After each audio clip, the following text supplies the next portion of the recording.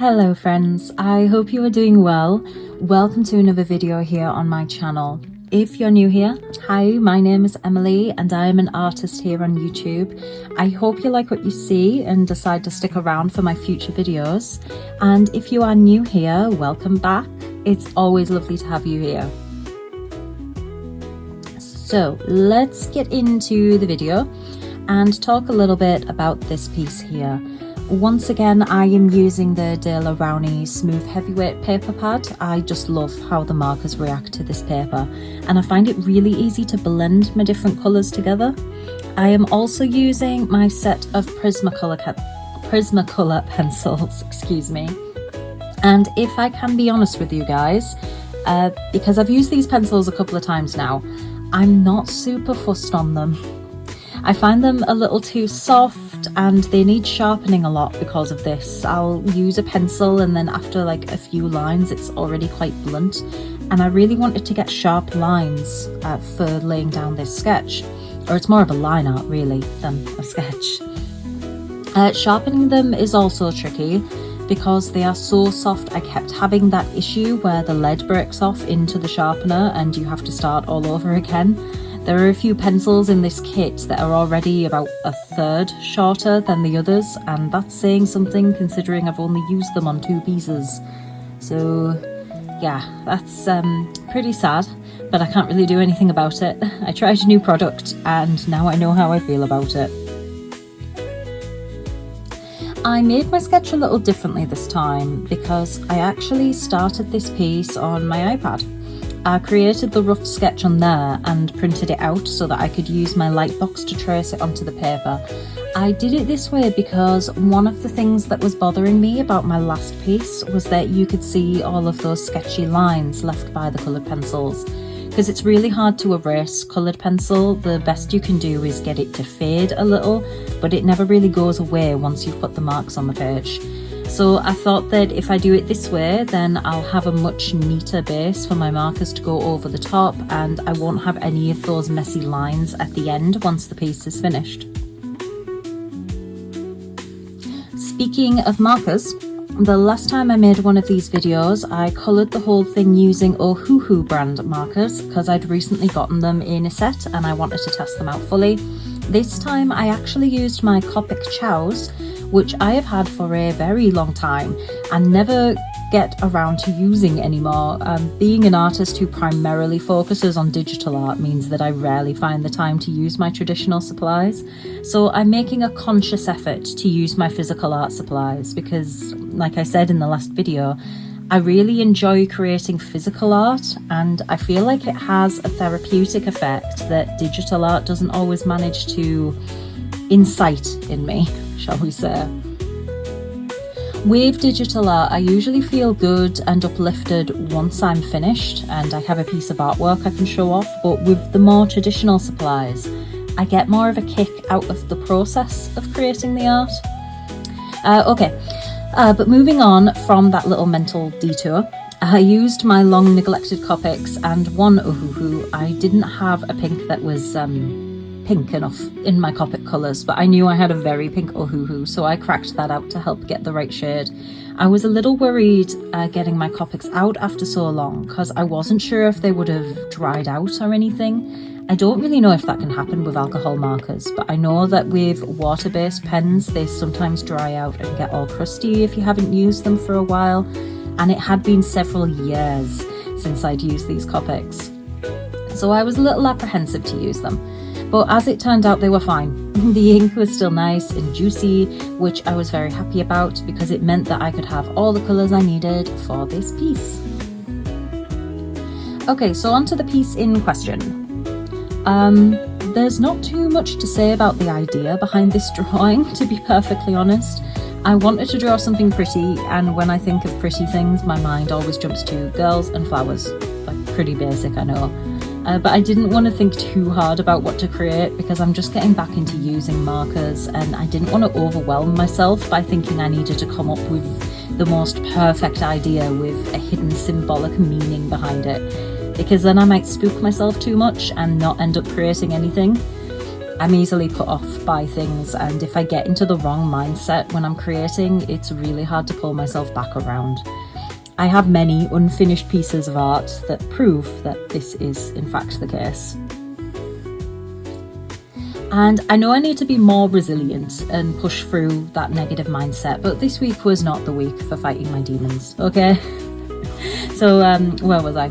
Oh yeah, pretty girl, pretty flowers. That was the thought process behind this piece. But since the idea and overall concept was so simple, I decided to try and get more detail in there from my previous illustration. So this mostly applies to the hair with all its different strands and things, and also the flowers and foliage behind her. I definitely think I need to work on my rendering when it comes to flowers and plants in general. The shading and everything was a little uninspiring on those roses, if you can even call them roses. God, I really need to work on my flowers. But I do love how the face turned out, even after I added the wrong pink to her cheeks. Not sure if you were able to catch that, but I pulled out the wrong marker and made a luminous pink splodge on her face.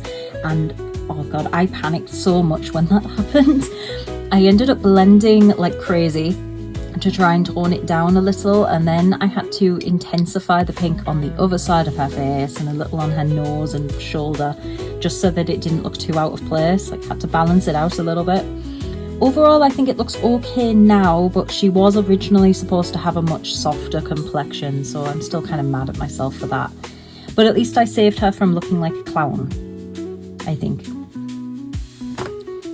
I should also mention that I put a little more thought into the colours this time. On the last video, I didn't really worry too much because I was only using the Ohuhu markers, and all the colours in that set kind of work together and have a sense of cohesion, so you can't really go wrong as long as you have a little idea about colour theory. But with this illustration, I have quite a large collection of colours, and I wanted to make sure I was using ones that worked, so I did actually print off the sketch and create some swatches on there to test out some colours and check that they were the right tone and everything. And I think this is an important thing to do when you're making a new piece. It's a good idea even to just make some little thumbnails in your sketchbook to test the colours on. This doesn't have to be just the case for markers, it's for any coloured media, paints, pencils, pastels. You'll thank your past self for creating a colour plan when it comes to making the real thing, I promise. And even though I did my plan at the same scale as my final illustration, it is actually really beneficial to do smaller colour swatches with less detail and more focus on the colour, because then it's easier to see if you've got enough contrast in your piece, and you can check how it will look from a distance.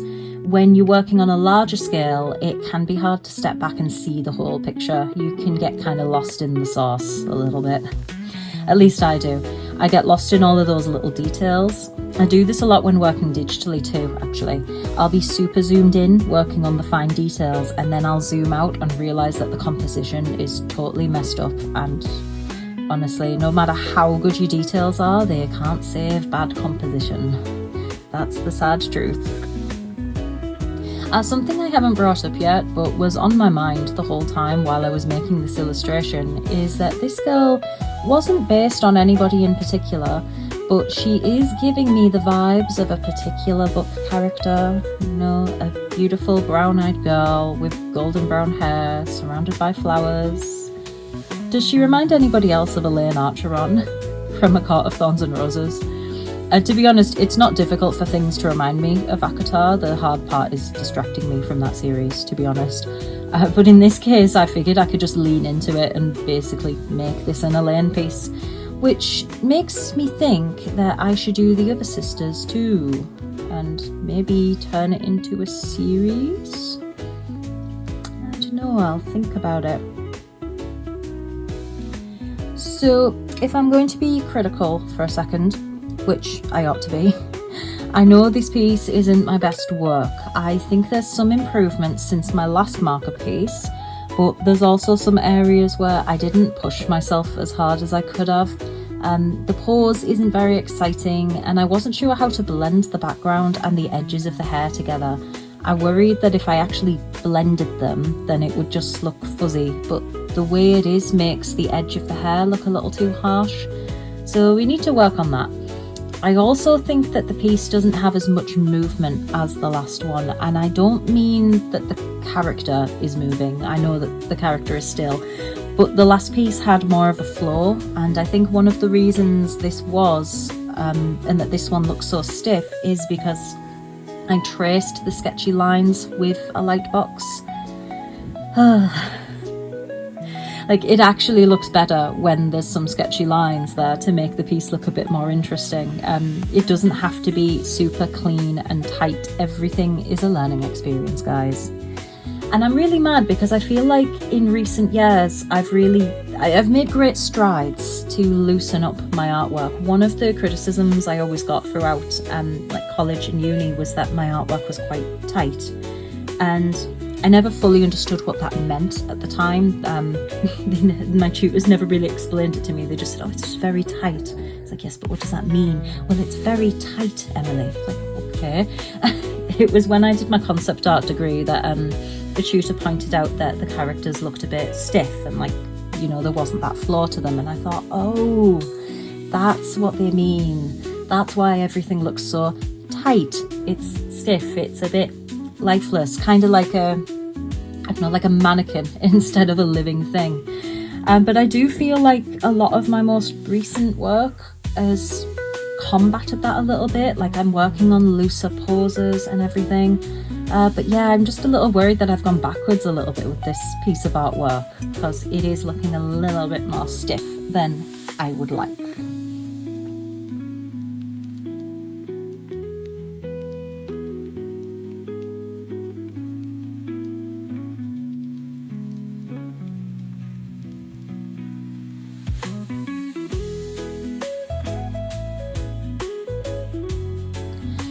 Well, that pretty much brings us to the end of the speed draw. If you made it this far, then thank you so much for watching, and well done for putting up with my rambling this whole time.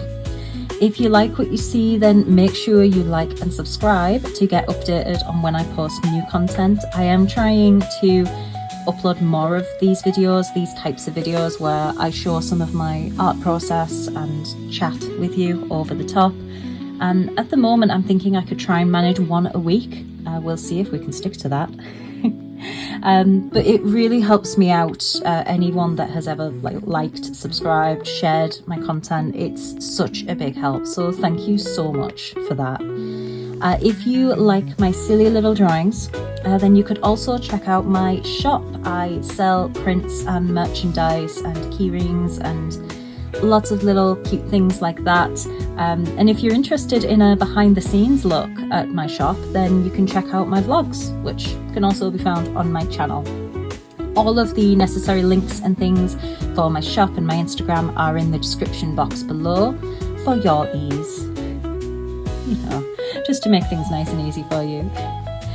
Thanks again for watching, and I'll catch up with you next time. Bye!